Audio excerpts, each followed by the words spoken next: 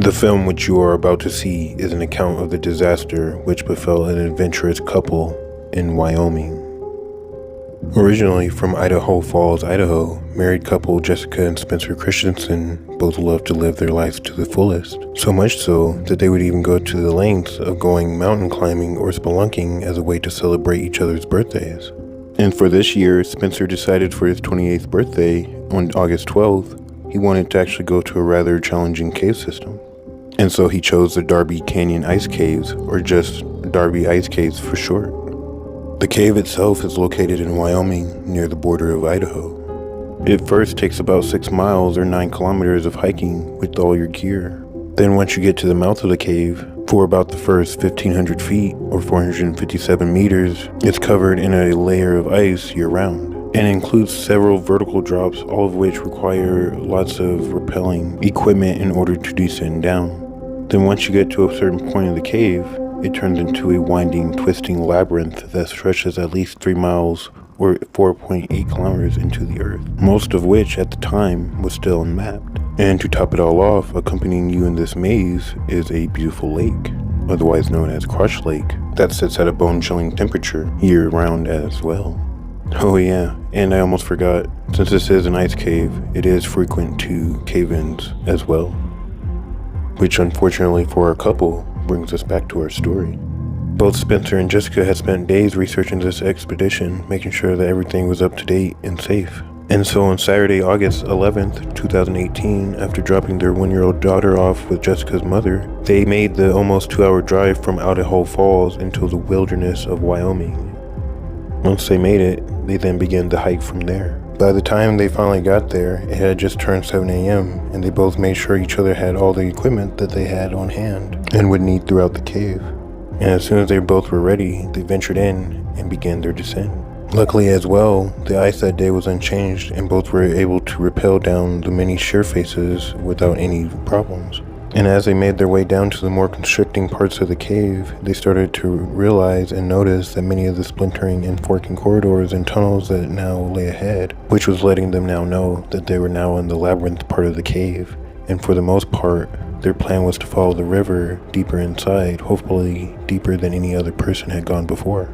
As they followed the river though, their worst fear would start to come to light, as the map they were using said the way that they were heading should have been a straight ahead path. And unfortunately, the two found themselves in a deep, dark, circular room that had no way out. Luckily though, with both being experienced cavers, they didn't panic. They just at this point decided to start backtracking. Though at this point, they started to encounter forking passageways, and without the foresight to bring guideline or to make signifiers at each turn, the two quickly found themselves trying to see if they could feel any wind coming from any of the other tunnels, but quickly only found themselves deeper and deeper inside the cave. It would then turn midnight when the couple would realize that because of the 30-degree weather and soaking wet clothes, it might be a good time to stop looking for a way out and start a fire so at least they wouldn't die from hypothermia. Then after resting for a little bit, one of the two noticed an old rope dangling from above their heads through a hole in the ceiling. So hoping that this would be their way out, they then constructed a pulley system for themselves and began climbing it. Though unfortunately, by the time they reached the top of the rope, they still hadn't reached the top of the formation. And so desperate, they decided to ditch their climbing gear and rely solely on fossilized remains of ancient seashells lining the icy walls of the cave as footholds and supports. Though as Jessica was climbing up the shells, one of the largest ones she was holding on to gave way and she lost her grip. She then fell only a short distance, hitting her ribs on a rock below. Luckily though, Spencer was close enough to her to catch her, making sure she didn't fall into the black void below. Luckily, they were then both able to regain their composures and then continue their ascent to the top. Though unfortunately to their dismay and horror, by the time they reached the top of the formation, they still had not found a way out of the maze-like cave. It would be at this time, since both were soaked, terrified, and close to succumbing to hypothermia, that they would decide to hunker down and start another fire by burning their gear and trash, as they very slowly began to lose hope. Luckily for the couple though, before they left, they would remember to tell Jennifer's mom that if they hadn't returned home in 24 hours to call 911 and send help to the cave, which was luckily dispatched immediately. And luckily for Jennifer and Spencer, the team didn't waste any time at all and began their descent immediately. And as the rescue team was descending further down the cave system, they were able to catch a break as they were able to smell the same smoke that was keeping the couple warm. And as they got close enough, several members of the rescue crew then began to yell to see if at least the couple was conscious and still alive as they got closer and closer.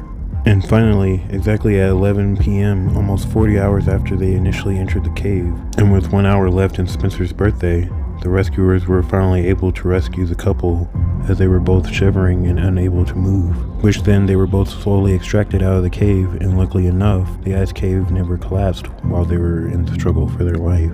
Spencer and Jessica then went on to let as many people as possible know just how dangerous the Darby ice caves truly are. Even for the most experienced, they just considered themselves lucky that they had each other and that they made a great team down there. Otherwise, this could have been their tomb. Let me know in the comments, what would you have done if you were in a deep, dark cave with your significant other and all of a sudden you guys got lost, almost hopeless never to see the light again, with only the thoughts of seeing your daughter again keeping you alive. And once again, thank you for watching. Remember to hit the like and subscribe buttons and turn on the notification bell for more content in the future. Goodbye for now.